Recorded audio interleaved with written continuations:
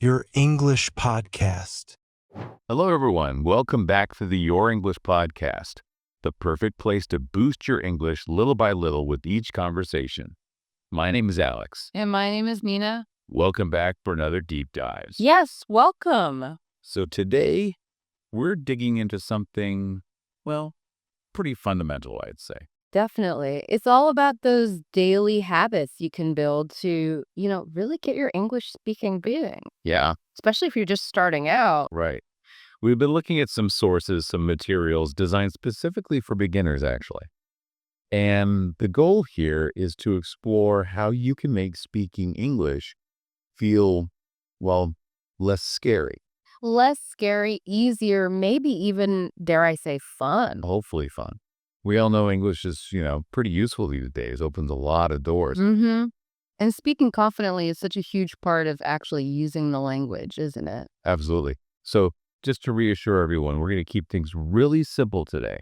Simple language, clear explanations, perfect if you're newer to English. Exactly. The material we're drawing on, it's all geared towards helping beginners speak easily, enjoyably. That's the whole vibe. Okay, so what's on the agenda then? What habits are we actually looking at? Well, we'll start with why. Why is speaking itself so darn important? Good place to start. Then we'll look at this idea of just starting, like right away, from day one, Even if you feel like you know nothing. especially then, according to the sources. Then there's the slightly unusual one, talking to yourself. Ah, yes, the mirror technique. I've heard of that. We'll cover that. And then the more social side, speaking with a friend or a partner, Makes sense. What else? reading aloud, how that helps, recording your own voice, which can be revealing, Revealing, yes. It's scary, maybe, but useful. useful, definitely. And then some more playful stuff, using funny voices, playing language games. Okay, interesting. Lightens the mood a bit. Yeah. And finally, taking it all out into the real world, using English in actual everyday situations. Sounds like a pretty comprehensive list. It is. And a really encouraging theme from the sources is that learning to speak isn't just about, cramming grammar rules. Right, it's Wow. more active than that. Exactly. It's about using what you already know, even if it's just a little bit. The act of speaking helps cement those words, those phrases in your memory. You use them, you remember them better. And I think you mentioned something about confidence earlier. Yeah. That's a huge takeaway from the sources. There seems to be this direct link. The more you actually try to speak, the more confident you become. It builds on itself. That makes intuitive sense. Practice builds confidence. And the final point, which you touched on, is enjoyment.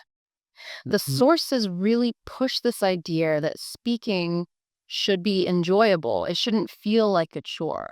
It's a way to actually connect with the language, not just study it. Precisely. Okay, great overview. Let's dive into that first point then.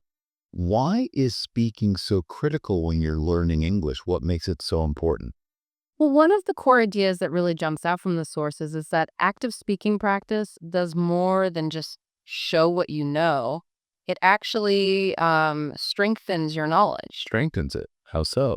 Think of it like this. When you speak, you're actively retrieving words, putting sentences together, using grammar. It's an active process. And that active engagement, according to the sources, really solidifies what you're learning.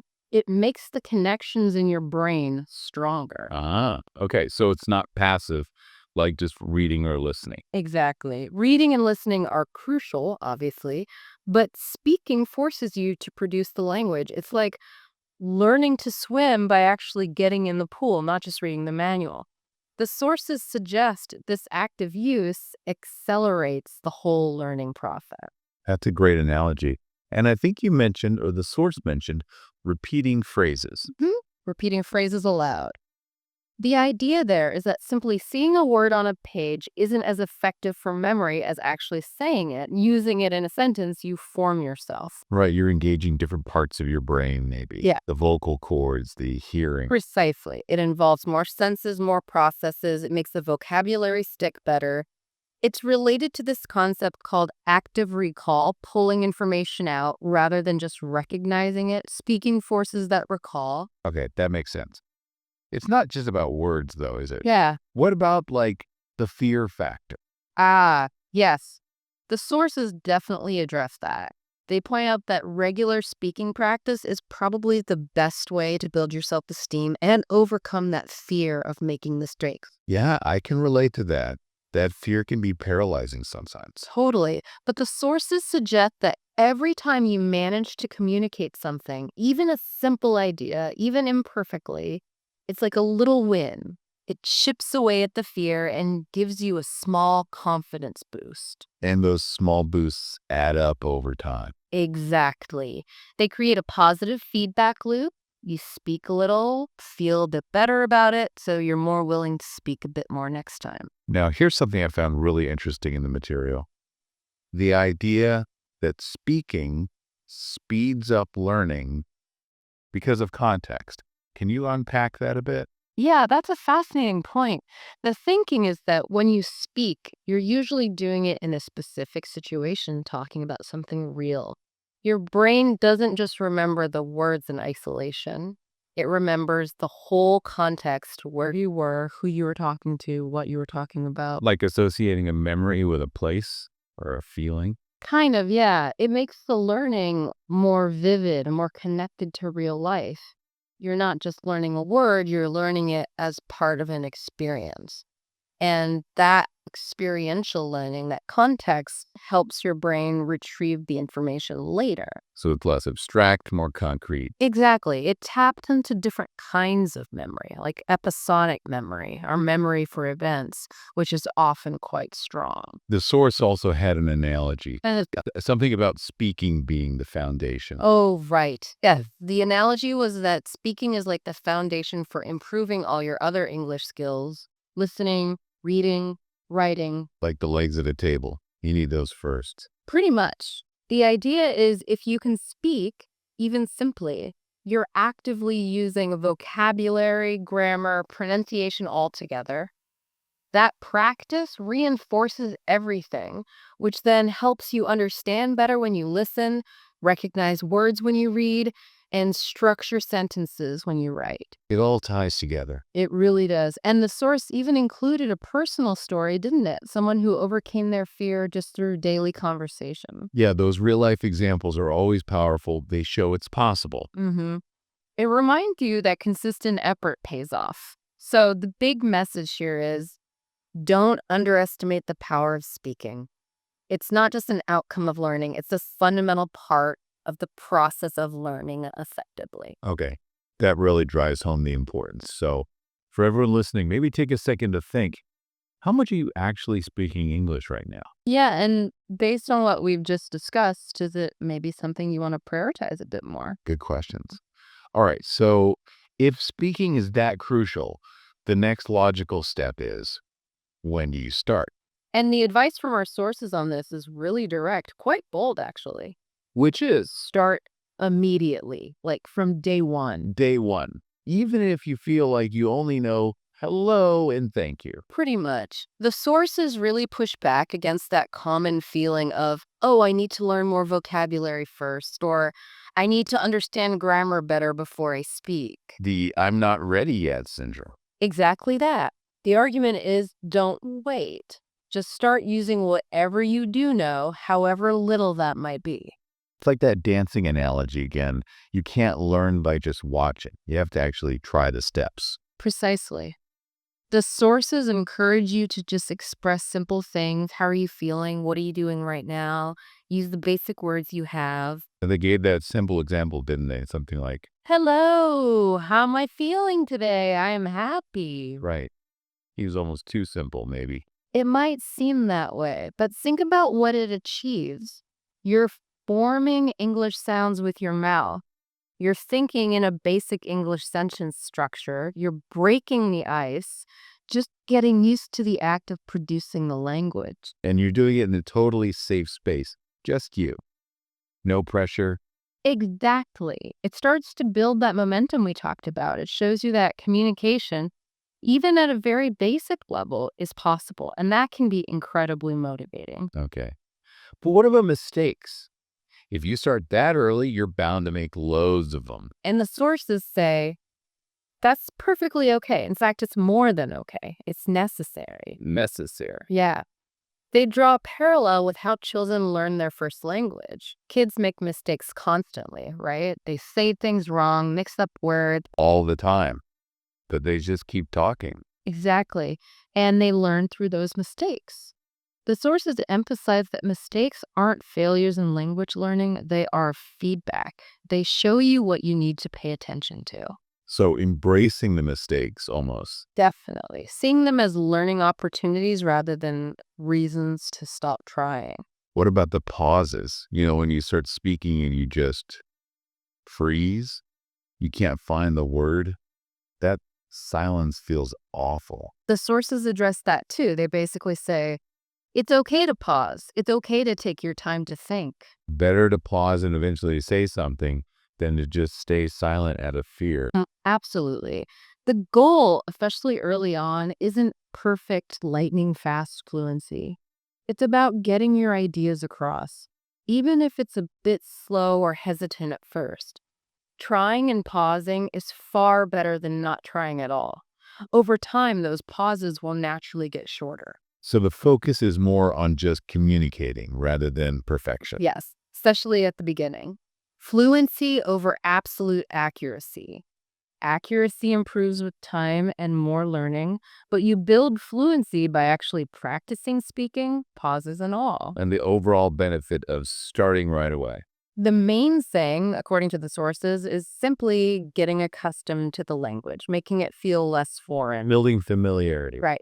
The more you hear yourself speak English, the more you engage with it actively, the more comfortable and natural it starts to feel. You're integrating it into your life from the get-go. So the big message here is, don't wait for some magical ready moment that might never come. Nope. Jump in now. Use the words you have. Say something simple out loud today. Okay, let's make that practical for everyone listening. Right now, what's one super simple English sentence you could say out loud? Maybe about how you're feeling or what you see. Just pause, think of one, and say it. Go on. Doesn't matter how basic. Just break that silence. Hmm. All right. Now, let's move on to that technique you mentioned earlier, the one that might feel a little strange to some people. Talking to yourself. Ah, yes. The solo practice, it's interesting how much emphasis the sources put on this, actually. They really seem to think it's effective. What's the core idea? The main method described is literally speaking to yourself and often doing it in front of a mirror. Okay, the mirror part adds another layer. Why the mirror? We'll get to that. But the basic practice involves things like narrating your actions, describing what you're doing as you do it. Like the example they gave, I am brushing my teeth. Exactly. Or I'm making coffee. I am putting on my shoes. Super simple, everyday action. What's the benefit of doing that? It feels a bit basic. It seems basic, but the sources suggest it's powerful because it creates a direct, immediate link between the action, the thought, and the English words. You're associating the language with the real world activity in real time. Reinforcing vocabulary and context again. Right. And doing it consistently helps embed those basic sentence structures, subject, verb, object. Plus, the sources argue it helps pronunciation. How does just talking to yourself help pronunciation? Well, when you're just thinking in English, you might kind of gloss over the sounds, but when you actually have to say the words out loud, you're forced to articulate them more clearly. You engage your mouth, your tongue, your breath. You become more aware of the physical act of speaking. Exactly. And that's where the mirror comes in handy. Ah, okay. Tell me about the mirror. The sources suggest watching yourself speak in the mirror lets you see how your mouth moves. You can observe your lip shapes, your jaw movement. And compare that to native speakers, maybe. If you watch videos. Precisely. You can see if you're making the right shapes for certain sounds, like the sound or tricky vowel sounds. It adds a visual feedback loop to your practice. That's actually quite clever. I hadn't thought about the visual side of pronunciation practice like that. Another technique the sources mention is creating and repeating mini scenarios or dialogues by yourself. Like role playing. Yeah, exactly. Pretend you're ordering that coffee, asking for directions, introducing yourself at a party. You can practice both sides of the conversation. So you're preparing for real situations in a safe space. Right. You can try out different phrases, experiment with responses without any pressure or embarrassment if you stumble. It builds confidence for when you do have to do it for real. Okay, that makes a lot of sense. Yeah. Any other self-talk techniques? There was one more really specific one, the monologue of the day. Monologue of the day. Sounds dramatic. Maybe a little. But the idea is simple. Each day, maybe in the morning, you talk to yourself for a minute or two about your plans for the day. So like, today I'm going to work. Then I will meet my friend for lunch. In the evening, I plan to read my book. That sort of thing. Exactly that. It's great practice for putting sentences together, using future tenses, talking about sequences. It forces you to structure your thoughts in English. Okay, so talking to yourself isn't about being weird. It's actually a structured way to practice pronunciation, vocabulary, sentence building, and even prepare for real conversations. That's the idea. It's low pressure, readily available practice you can do anytime, anywhere. Well, maybe not loudly on the bus, but you get the idea. Right. So for everyone listening, thinking about these self-talk methods, narrating actions, using a mirror, role-playing, the daily monologue, which one maybe sounds the least scary or the most interesting for you to try first? Just picking one to experiment with could be a good starting point. Definitely. Okay, so solo practice is valuable. Yeah. Well, what about bringing other people into the mix? Let's talk about speaking with a friend or a partner. Yeah. The social dimension. The sources strongly recommend finding someone to practice with. Why is that interaction so important compared to just talking to yourself? Well, while solo practice is great for building foundations, talking with someone else introduces um, unpredictability, real communication. You have to actually respond to what someone else says, not just your own script. Exactly. It requires listening comprehension skills in real time, thinking on your feet, negotiating meaning. It's dynamic. Plus, it can be more motivating for some people. Having someone to share the journey with. Right. And the sources suggest starting simple. You don't need to dive into deep philosophical debates right away. What kind of simple starts do they suggest? Basic conversational questions. Things like, how are you? What did you do today? What did you have for breakfast? Really foundational stuff. The building blocks of small talk, essentially. Mm-hmm. But practicing these helps you get comfortable with the basic rhythm of conversation, asking questions, understanding answers, giving answers. And the sources mention practicing specifically with friends. Yeah, they highlighted that practicing with someone you already know and feel comfortable with can lower the stakes. It feels less intimidating than talking to a stranger, especially initially. Less fear of judgment, maybe. Probably. You have that existing rapport. You can support each other, laugh off mistakes together. It creates a supportive learning environment. That sounds really positive. What about correcting mistakes? Is that a benefit of practicing with others? Definitely. The sources point out that a partner can offer feedback. They might notice the pronunciation error you keep making or suggest a better word to use. And you can do the same for them. Peer correction. Exactly. And explaining something to your partner, maybe a grammar point you understand, actually reinforces your own understanding too. Teaching is a great way to learn. That's true. So it doesn't always have to be long, formal practice session. Not at all. The sources emphasize that even short, spontaneous conversations make a difference. Just a quick chat in English over coffee or a few text messages back and forth. Keeping the language active in your interactions. Right. Those little bursts of practice help you learn to think more quickly in English and respond more naturally. It's about integrating it into your communication habit. So how do you find someone if you don't have a friend who's also learning? The sources suggested organizing things. Yeah, they suggested being proactive. Look for language exchange partners online, join conversation groups, or even just schedule regular calls or meetups with another learner you find. Making it a regular appointment. Exactly. Consistency is key. Having that dedicated time booked in your schedule ensures the practice actually happens. Whether it's once a week online or meeting up occasionally, it provides structure. So finding a practice partner adds that interactive element, provides feedback opportunities, and can boost motivation. Absolutely. It makes the learning journey less solitary and often more engaging. Okay, another question for our listeners then. Do you have someone you practice English with currently?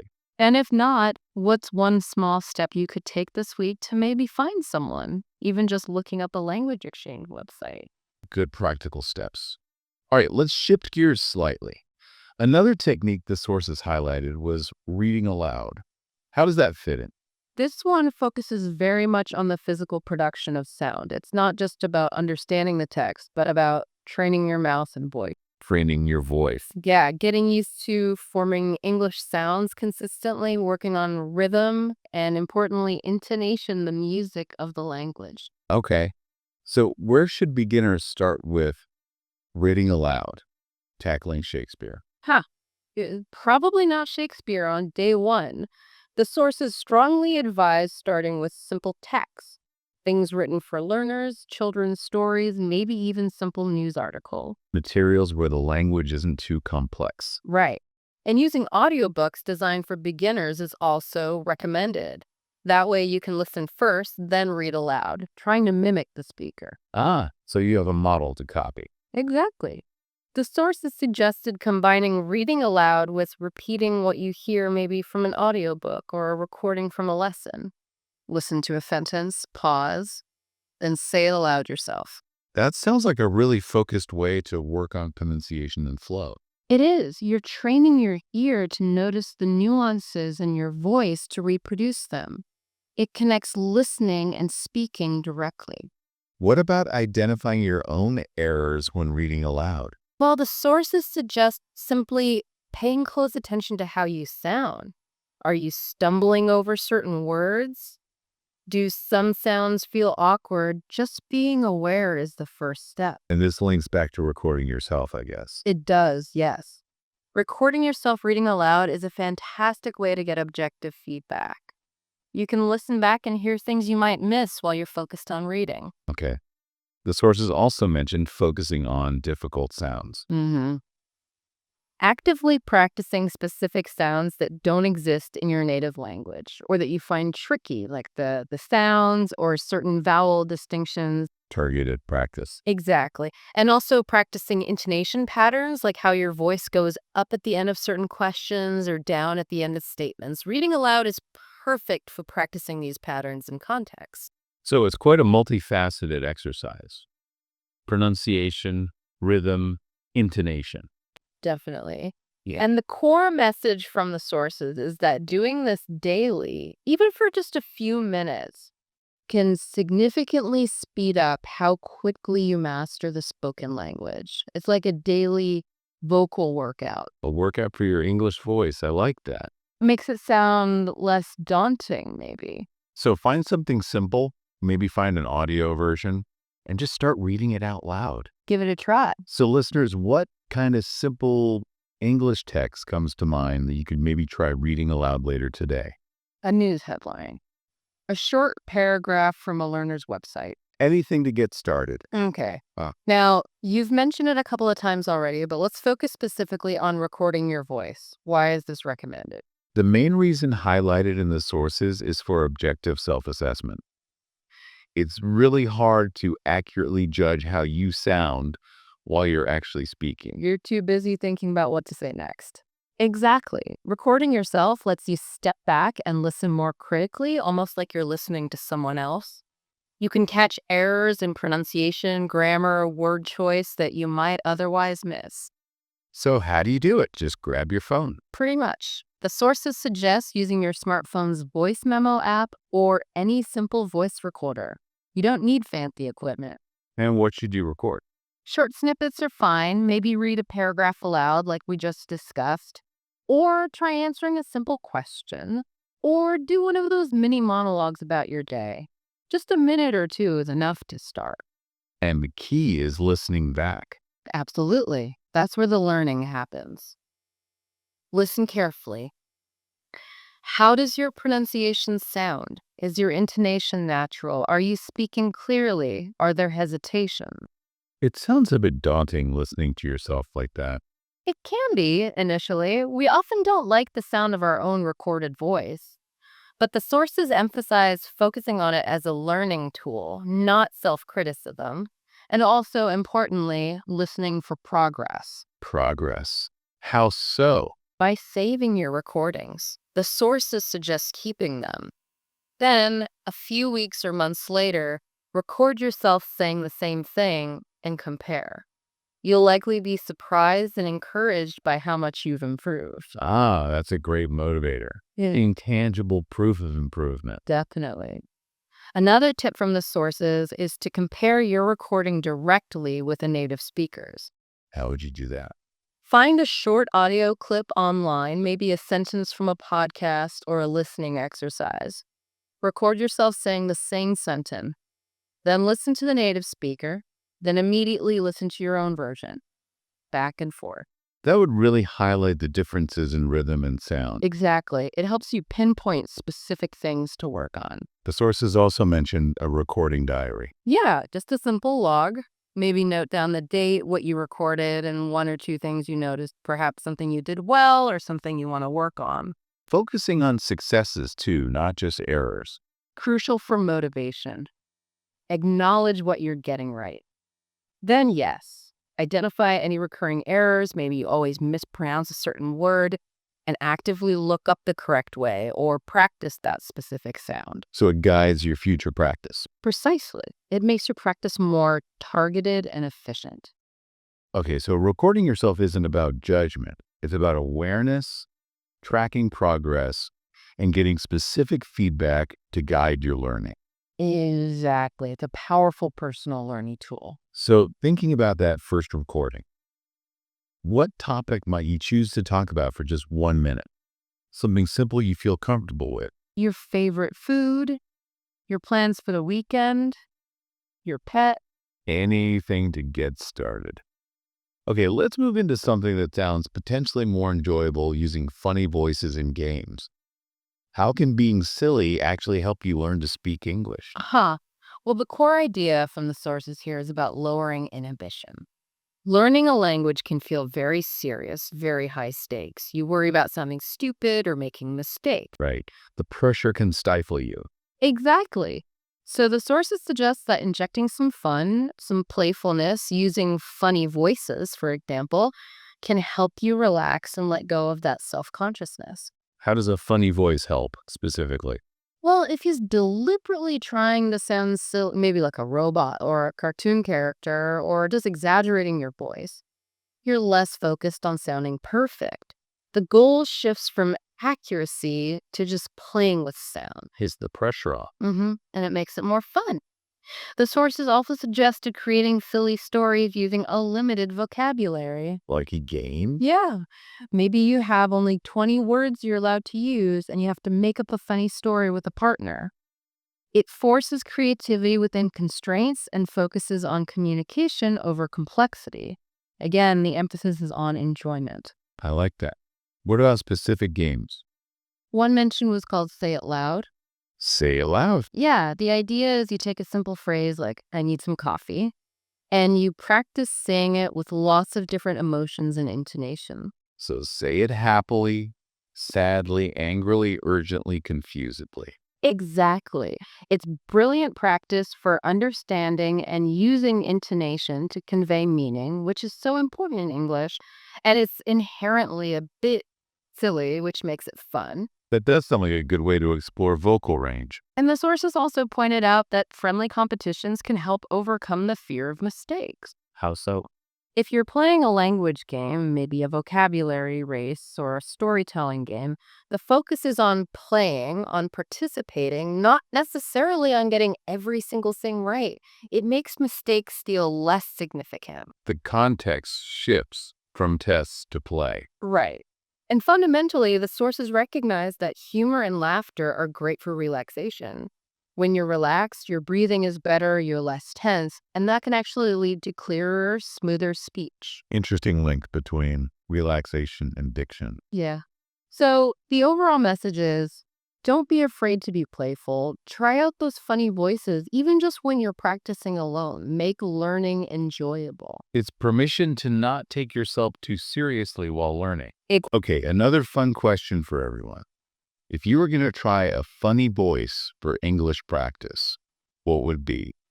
A squeaky voice, a deep voice, an accent. Let your imagination run wild. All right. We've covered a lot of practice techniques. Now for perhaps the most important step, taking it out into the real world, using English in real life situations. Yes, this is where all the practice starts to pay off. The sources really stress the importance of moving beyond exercises and actually applying your English in everyday life. Why is that real world application so critical? Because it's authentic communication. Yeah. You're using English for a real purpose to buy something, to ask for information, to interact with people. It's not theoretical anymore. And the sources mention specific places like shops and cafes. Simple everyday interactions. Ordering a coffee, buying a train ticket, asking for the price of something, asking for directions. These are low stakes but very real opportunities to practice. And they provided examples like actually scripting out, can I have a latte, please? Yeah. Or, excuse me, where's the nearest station? Right. Having a few of these basic transactional phrases ready can give you the confidence to initiate these interactions. So, how does doing this regularly help? The sources argue it makes English habitual, automatic. Like we discussed with muscle memory earlier. Exactly. The more you use English naturally in your daily routines, the less you have to consciously think about constructing every sentence. It starts to flow more easily because you've done it before in a real context. It becomes part of your normal behavior, not a special practice activity. Precisely. It bridges the gap between studying English and actually living with English. This constant low-level exposure and use really accelerates fluency and builds practical confidence. What about other ways to integrate it besides shops and cafes? The sources suggested things like changing your phone or social media language settings to English, engaging in online communities or forums in English, even just trying to think in English sometimes as you go about your day. Like narrating your actions internally. Yeah, or planning your next steps in English in your head. All these little things increase your immersion and make English feel more present in your life. So it's about actively seeking out or creating opportunities for real world use, however small. Absolutely. Don't wait for the perfect opportunity. Create small ones every day. Be brave. Try it out. Even if it's just saying thank you instead of in your native language, every little bit helps normalize using English. Okay, so the challenge here is to step outside the comfort zone of practice exercises and actually use the language for real purposes. That's the goal. Make it real. So here's the big action question for everyone listening. What is one specific real life situation, however small, where you could commit to trying to use English this week? Ordering coffee. Asking a shop assistant a simple question. Saying hello and thank you to someone. Just pick one thing and give it a go. Mm-hmm. Wow, okay. We've covered a huge amount of ground there. So many practical daily habits. Yeah. As we start to wrap up this deep dive, what are some final thoughts or tips from the sources to help people keep going? Well, time back to tracking progress. One really nice suggestion was keeping a success diary. A success diary, different from the recording diary. Similar idea, but maybe broader. A place to jot down any success, any positive step, any moment you felt good about your English. Maybe you understood a song lyric. Maybe you used a new word correctly. Maybe you dared to speak in that shop. Focusing on the positives to stay motivated. Exactly. It counteracts the tendency we sometimes have to only focus on mistakes or what we can't do yet. That sounds really healthy. What else? Setting daily goals. The sources really emphasized consistency. Even a tiny goal, like committing to just 5 minutes of speaking practice each day, is better than aiming for hours once a week and then missing it. Small, achievable, consistent steps. Right. Build the habit slowly. And related to the success diary is the idea of self praise. Actively acknowledging your effort and progress. Yeah. Pat yourself on the back. Learning a language is hard work. Recognize your achievements, big or small. Tracking your progress, whether through recordings or a diary, helps you see how far you've come, which is incredibly motivating. So be kind to yourself, track your wins, and stay consistent with small daily action. That sums it up nicely. The core message underlying all these techniques is practice actively, practice consistently, and try to find ways to make it enjoyable. Excellent. So the final word from our sources and from us. Speak every day, practice, and have fun. Thank you for listening. Subscribe to our channel, share this with others, and see you next time. And now for that final thought to leave you with. We've discussed so many different daily habits today: speaking immediately, talking to yourself, using a partner, reading aloud, recording, games, real world practice. Think about which one of these really resonated with you, which one sparked your interest the most. Which one feels like something you could actually start doing, maybe even today? Make a small commitment to yourself to try just that one habit. How will you take that single technique and use it as your next step to deepen your English speaking journey?